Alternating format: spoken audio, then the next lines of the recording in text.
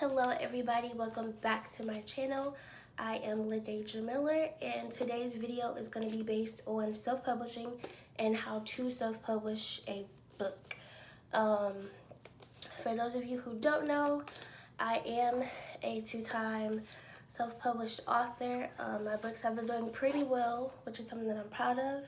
But a lot of questions that I get asked is what I'll be answering in this video. I have about 6 steps. So if you see me looking down, it's me looking at my sketchbook that I like to write in. So sorry if it's distracting, but yeah. The first thing that you want to have is to identify your audience. You need to know who you're writing to, what the overall message is, and if you're writing to a specific age group, make sure that you target those people and persons. For my first book, The Wandering Mind of She, I didn't really put many stipulations on it. This was my first published book ever, and I kind of winged it after being rejected by traditional publishing companies, and then I just didn't like the idea of having to pay people to do things that I could figure out how to do on my own. And so that's why I took the self-publishing route, and that also I like to learn new things on my own and build new skills. And so I decided to go the self-publishing route. But with The Wandering Mind of She, I never really identified age group, race. All I had was a message, and my message was to kind of erase the stigma of mental health and what that looks like in the Black community. And it's told from my own experience and the experience of, in the experiences of people in my life. And so this is why I wrote this book. My second book, which I published in December of 2019, is titled Dear Black Girl. And for this, I took a lot of the mistakes that I made with The Wandering Mind of She and applied it to Dear Black Girl because I really wanted to push this book. Simply because of not only my message, I knew what age group I wanted to go for, and I knew who I was like initially dedicating this book to, and I think that's why I put so much more effort into it, and I kind of cherish it a little bit more than The Wandering Mind of She, even though I love them both. With Dear Black Girl, it's pretty evident. The message is to let Black girls and young Black women know that self-love has to be a priority in your life if you want to keep relationships that are not only good for, like yourself, but for the people around you. And so in this book, I talk about self-love, self-acceptance, self-worth, and relationships and things of that sort. Number 2, when writing a book and how to self-publish, you want to choose your topic. So like I mentioned, for The Wandering Mind of She, it was strictly mental health, experiences within the Black community, and kind of like the stipulations that society puts on people who have the mental health issues.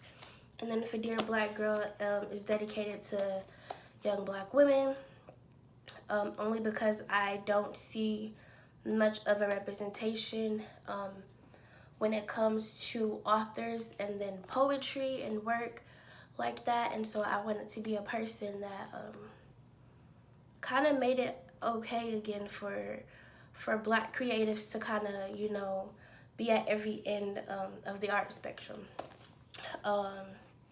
And so, yeah, so choosing your topic, what's the point of your book, is a question that you want to ask yourself. Like, what's the point? Who will read this? And what do you want them to gain from reading this book? Point number 3, you want to create a deadline for yourself. Like I stated before, The Wandering Mind of She took me years, only because I was still in high school, and my initial dream as a writer, because I've always wanted to be a writer, My initial dream was to be signed by a huge publishing company and become a New York best time seller. And now that I am self-published and I'm independent and I pretty much do everything on my own, like that's not really a goal for me.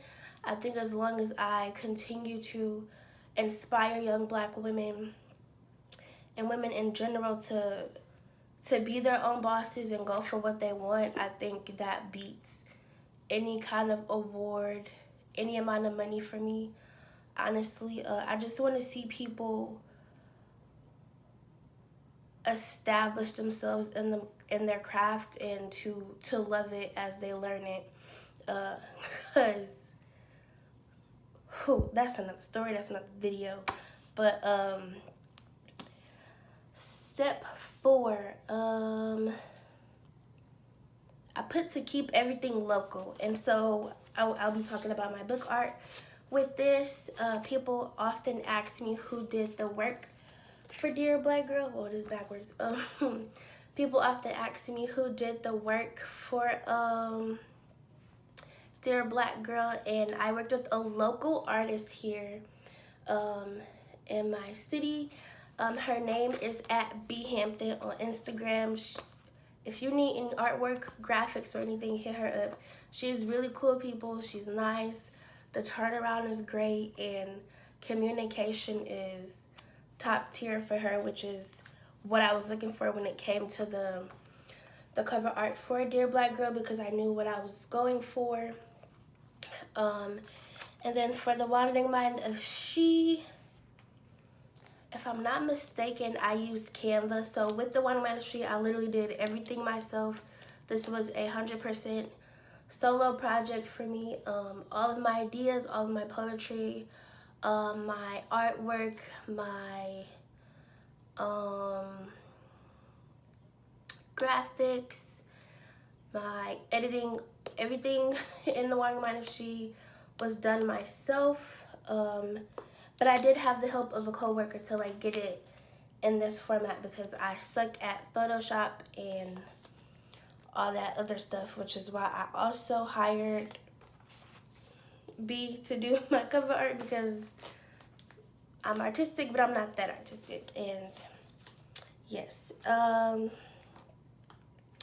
my next step, number 5, would be to...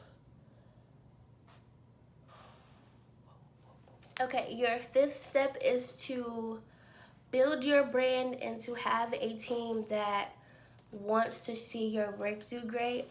For me, I didn't really have like a team of people that I like brought on and was like, okay, we're gonna do this and I want things to go this way, because starting out, you're just learning new things, and self-publishing is really like you're doing literally everything yourself. You're hiring people to do things for you. You're having meetings on top of meetings, and sometimes that can become overwhelming, and I think that's why I value The Wandering Mind of She so much, because through this process I was able to figure out what worked for me and didn't work for me, and I was able to apply it to Dear Black Girl. For me, my team consists of co-workers who are also artists that like hype me up sometimes, because I'm like, all right, I have this new project, but I don't really like want to put it out there, and they're always quick to say, oh, well, Lede just got this new thing going on, and it's like, really, like, I really didn't need that. But like, looking back on it, I appreciate them so much for pushing me out of my comfort zone, and then also allowing me to see that what I do is some great work. Also, when it comes to your team, have people on your team that not only value you as a person, but value the work that you do.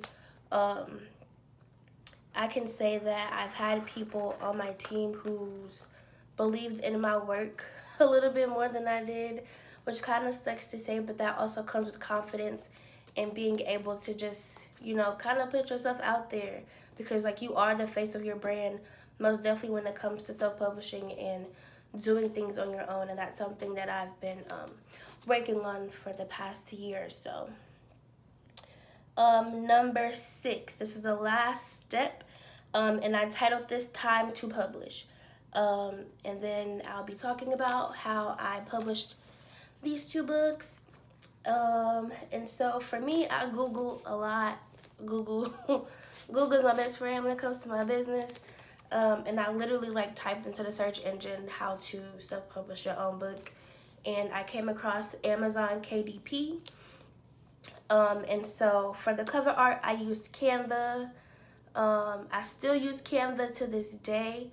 They have templates on there. You can create your own art and like personalize it, things of that sort. So if you want to do cover art and don't want to pay other people, use Canva for sure. I really liked it. And then for a self-publishing site, I use Amazon KDP. And then I later on found the Barnes and Noble Press website, and that is where you can find both of these books. There's an e-version of this on Amazon, and then the paperback version is on the Barnes & Noble website, and then this one is also on Barnes & Noble, and the ebook is on Amazon Kindle as well.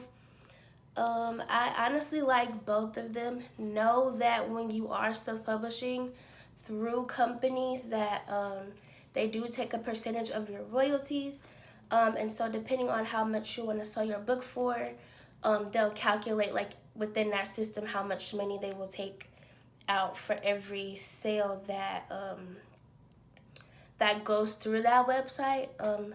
If you all want a video on how to kind of cheat the system, leave it down below in the comments and I'll be more than happy to do that video.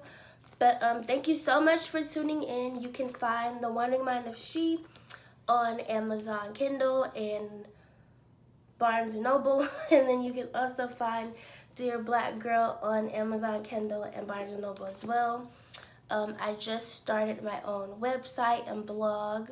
It's called thelitink.com. I'll leave all of the info down in the description bar below.